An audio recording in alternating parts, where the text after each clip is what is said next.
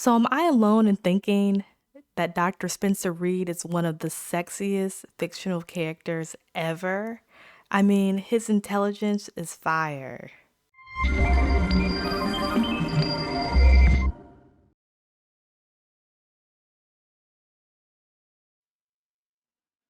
I have really enjoyed watching Criminal Minds and learning about the different types of serial killers, clusters on the DSMV, and victimology and criminology. One thing that is truly evident, though, in Criminal Minds is criminals and race. In most episodes, the unsubs are white males who are rarely killed by the BAU, short for the Behavioral Analysis Unit of the FBI.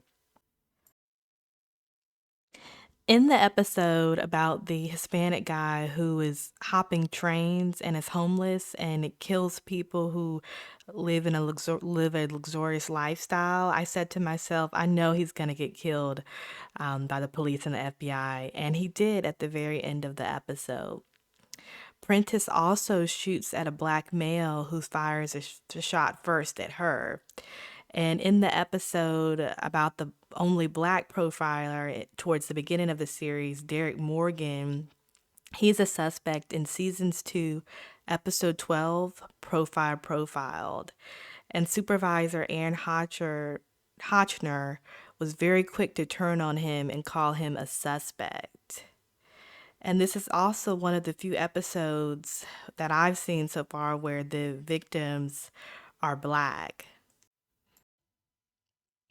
When the team's communications liaison, JJ, goes out on maternity leave in season 4, she was replaced by Jordan Todd, who was a young black woman from the counterterrorism department, where she is a decorated agent. And I was really looking forward to her doing some more cases where the victims were black or people of color.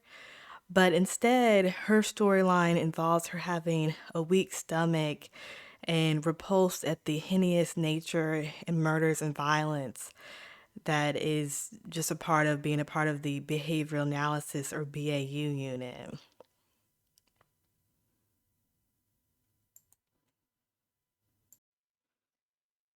So when Jordan lies to a family in order to get them to cooperate with the BAU, Hotchner comes down very hard on her. And I have never seen him come down quite that hard on any of the other previous agents. Even when Spencer Reed takes a big risk and could have put the other agents in jeopardy, and even when Prentice has a personal connection to a victim, she is rude to the wife of one of the people they're interviewing, and they even got a complaint, and Hotchner does not come down on her. And so I thought that was very interesting the way he treated Jordan in that moment compared to other people on the team and in the department. But he comes down on her for lying. And later on in the episode about the anthrax disease getting out, we see that sometimes lying is necessary in order to get the job done and to protect people. So I also really enjoyed Jordan Todd's character arc because we got to see more of the humanity and the grueling nature of the job. Because, and I guess you have to be to stay in that type of work and not get down and depressed about it. But one of the things that I liked about her is she really humanized a lot of the cases. There's a point where Prentice makes a comment about a girl being shot and she says the target, and Jordan corrects her and says she's not a target. Her name is such and such, whatever her name was, whatever the little girl's name was. And I thought it was a good point to realize that, these are still people at the end of the day, because it almost seems, still so like numbers sometimes when the BAU is going through those cases. I do know this is a fictional show based off of the FBI. And also, from some of the things that I read online, a lot of people also liked her story, her character line, as well, because it showed that sometimes you want something so bad and then you realize that it's not for you.